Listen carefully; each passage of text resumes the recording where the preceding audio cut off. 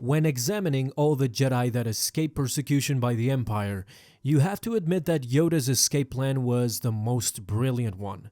Now, even though Obi-Wan spent almost 2 decades hiding in Tatooine, it is nothing compared to the time and seclusion that Yoda spent on Dagobah. In fact, if we combine all the events that happened in Legends and Canon during this time period of Yoda's exile, only 3 people were able to find him. In Canon, of course, we have Luke Skywalker finding Yoda with the help of Obi-Wan's Force Ghost. In Legends, it was Galen Merrick's clone that visited Yoda on Dagobah, but the third person to find and actually meet with Yoda on this swamp planet was a prominent historian of the Rebel Alliance and later the New Republic. His name was Arhul Hextraphon, and it is worthy to note that while the character is considered canon, the events of how he found Yoda now fall into Legends. In his early years, he joined the rebellion right around the time when it was actually created. With no time to waste, he rose rapidly to the rank of Major in the Alliance military.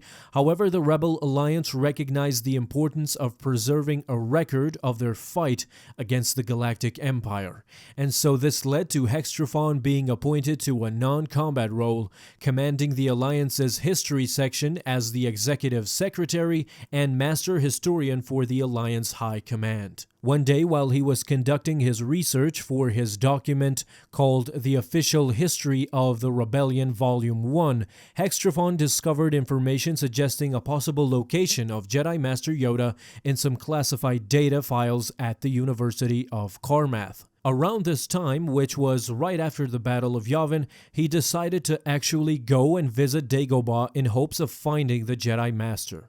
He spent days searching around the planet, and in the end he eventually found Yoda.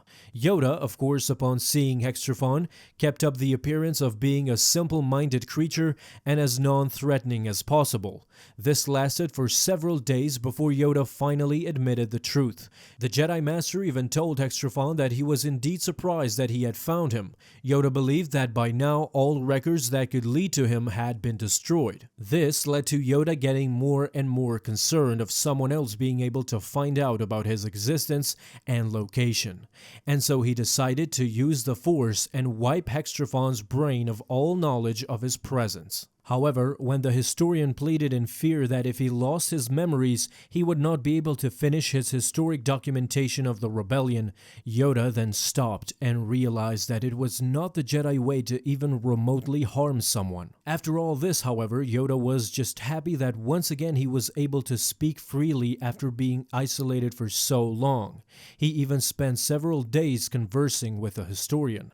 When it came time for Hextraphon to leave Dagobah, he immediately returned to the university and destroyed those records that had allowed him to locate the Jedi Master.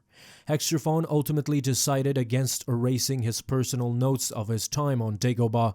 However, he never spoke to anyone about what he had seen while being there. Years later, when the Empire fell and the New Republic was formed, he discreetly suggested that the New Republic base that was located on Dagobah be named Mount Yoda in the honor of the Jedi Master.